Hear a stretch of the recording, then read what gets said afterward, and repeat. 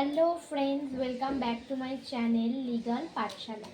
তোমাদেরকে আমি Indian contract act 1872 এর একটা ফার্স্ট পার্ট সেটা নিয়ে চলে এসেছি। তো তোমরা প্রথমে ফার্স্ট পার্টটা বোঝো, দেন আস্তে আস্তে তোমাদের কলেজ স্টার্ট হবে, তোমরা সবই বুঝতে পারবে।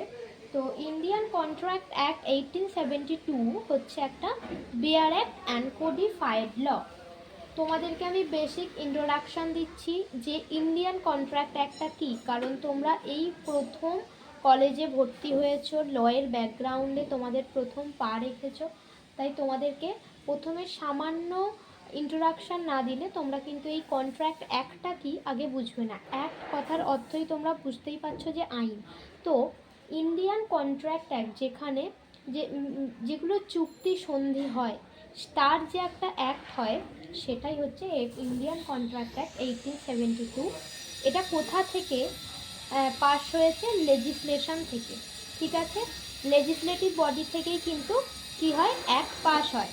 আর অ্যাক্টটা 1872 সালের অ্যাক্ট, সেটাই এখনও পর্যন্ত চলছে। এবং এই অ্যাক্টটা হচ্ছে কোডিফাইড ল, মানে প্রত্যেকটা তোমরা সেকশন ধরে পড়বে, কোডিফিকেশন করা থাকে বলে একে কোডিফাইড ল বলা হয়। দেন চলো আমরা নেক্সট এতে যাই। What is agreement? এই অ্যাক্টের প্রথম পার্টি হচ্ছে তোমাদের কি, agreement. So what is agreement? Agreement হচ্ছে যে প্রথমে আগ্রিমেন্ট মানে তোমরা কম বেশি সবাই জানো যে আগ্রিমেন্ট মানে চুক্তি।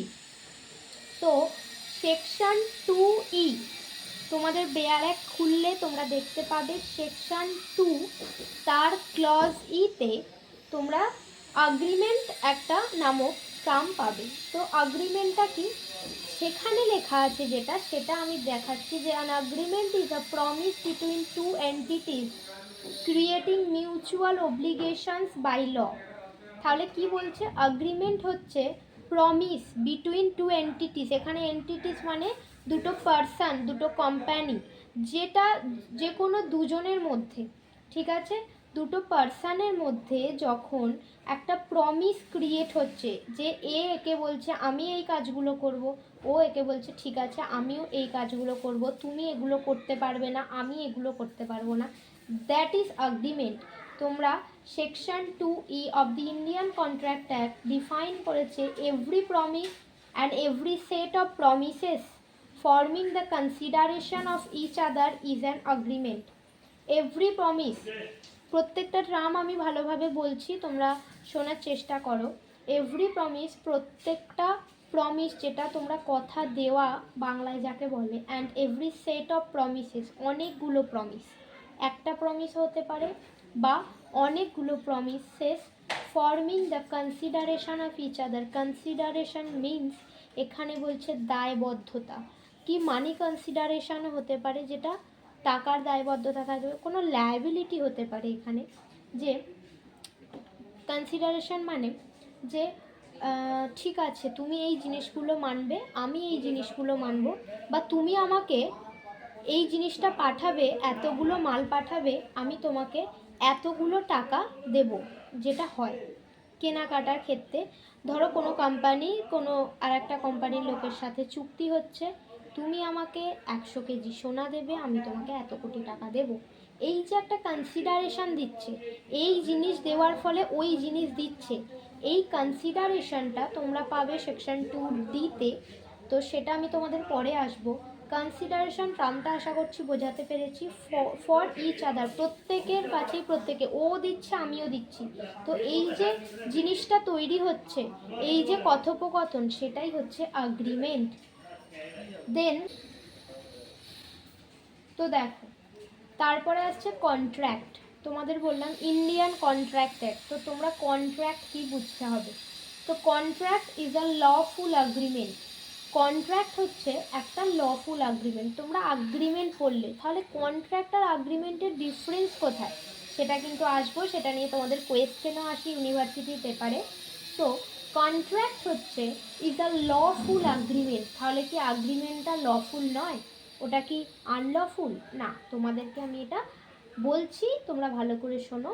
In other words an agreement enforceable by law is a contract. যখন দুজনের মধ্যে কথোপকথন হয়, একটা চুক্তি হয়, সেটা লেখা হয়, সেটা যখন একটা কোর্ট পেপারে ওঠে, যখন সেটা এনফোর্সিয়েবল বাই ল হয়, যখন সেটা কোর্টের কাগজে তোমাদের ফাইনাল ডিসিশন হয়। অনেকেই কোর্ট পেপারে করে না, এগ্রিমেন্ট দুজনের করলো, লেখালেখি করলো, সেটা কিন্তু এনফোর্সিয়েবল বাই ল হচ্ছে না, তাহলে কিন্তু সেটা এগ্রিমেন্ট থাকছে, সেটা কিন্তু কন্ট্রাক্ট হচ্ছে না। তাহলে কন্ট্রাক্ট কি? কন্ট্রাক্ট হচ্ছে agreement plus legal enforceability or legally enforceable agreement হচ্ছে কন্ট্রাক্ট। তাহলে কন্ট্রাক্ট আর এগ্রিমেন্টের বেসিক ডিফারেন্স কি?